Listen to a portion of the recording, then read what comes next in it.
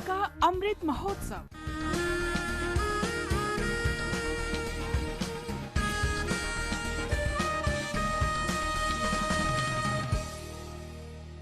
आजादी का सफर आकाशवाणी समाचार के साथ एक राष्ट्र का उदय। भारत का गौरवशाली स्वतंत्रता संग्राम आधुनिक विश्व में घटित महानतम संग्रामों में से एक है। आकाशवाणी समाचार प्रत्येक दिन स्वतंत्रता आंदोलन की एक झलक आप तक पहुंचा रहा है। आज महान स्वतंत्रता सेनानी और क्रांतिकारी कवि काजी नजरुल इस्लाम की पुण्यतिथि है। इस विलक्षण प्रतिभा ने ओजपूर्ण रचनाओं के जरिए अंग्रेजों से मोर्चा लिया। ब्रिटिश शासन के खिलाफ नजरुल का विरोध उस समय शुरू हुआ जब वे प्रथम विश्व युद्ध के समय ब्रिटिश सेना के कराची स्थित 49वें ऑल बंगाली रेजिमेंट में थे। कराची में ही वे बोल्शेविक क्रांति के प्रभाव में आए। युद्ध के बाद नजरुल अपने गृह राज्य बंगाल लौट गए, ये संकल्प लेकर कि वे ब्रिटिश शासन के खिलाफ लिखेंगे और लोगों को एकजुट करेंगे। कुछ वर्षों में ही वे असहयोग आंदोलन से प्रभावित हुए। भारत की निर्धनता और पीड़ा उनकी कला चेतना और काव्य कृतियों का आधार बन गई। इस काल की नजरुल की लोकप्रिय कविताओं का संग्रह अग्नि बीणा की रचनाएं उनकी नव जागृत राजनीतिक चेतना से ओतप्रोत हैं।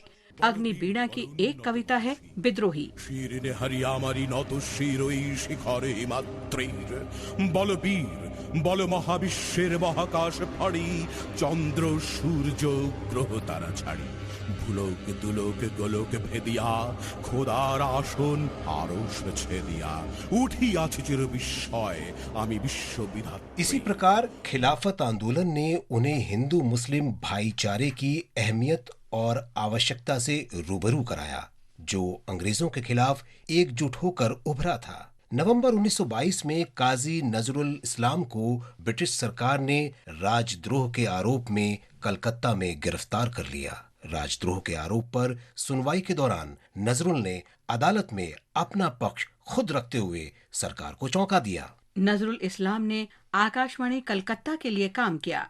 उन्होंने कई फिल्मों में अभिनय किया और अनेक गीत लिखे। नजरुल गीति उनके बंगला गीतों की विधा है।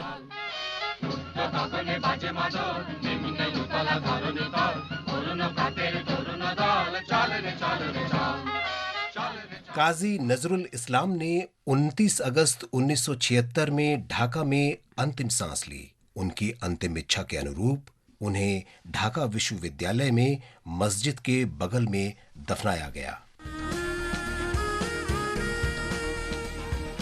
आज ही मणिपुर के महान स्वतंत्रता सेनानी हायप्पू जादोनांग की भी पुण्यतिथि है। उन्होंने बड़ी वीरता से ब्रिटिश सरकार के खिलाफ संघर्ष किया। एक आध्यात्मिक गुरु और राजनीतिक कार्यकर्ता के रूप में आजादी की ललक और तलाश ने उन्हें सीधे अंग्रेजों के खिलाफ संघर्ष से जोड़ा। जादोनांग अंग्रेजी शासन तथा अन्याय, मजदूरों के शोषण और कर थोपे जाने के कारण आ रहे बदलावों के प्रबल विरोधी थे। नगा राज्य की स्थापना के लिए उनका आंदोलन उत्तरी कछार पर्वतीय क्षेत्र, मणिपुर और नगा हिल्स तक फैल गया। उन्होंने लोगों और अनेक नगा जनजातियों को अंग्रेजों के खिलाफ एकजुट किया। उन्होंने अपने समर्थकों से ब्रिटिश प्रशासन को कर न देने की अपील की। जादोनांग पर महात्मा गांधी का गहरा प्रभाव था। उन्होंने महात्मा गांधी के सम्मान में एक गीत की रचना की।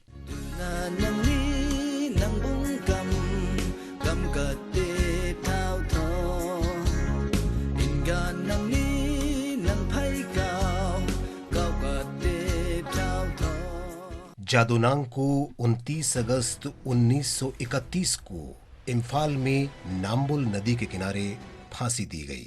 उनकी चचेरी बहन और विख्यात स्वतंत्रता सेनानी रानी गेदिनलियू ने उनकी विरासत को आगे बढ़ाया, जिन्होंने भारत की आजादी के लिए 14 वर्ष जेल में काटे। इस माटी का महान सपूत आज हमारे साथ नहीं है, लेकिन अन्याय और शोषण के विरोध में अंग्रेजों के खिलाफ उनका संघर्ष हमेशा हमेशा जीवित रहेगा। और अब आकाशवाणी समाचार के साथ आजादी के सफर की ये कड़ी यहीं संपन्न होती है। कल फिर मिलेंगे अगली कड़ी के साथ।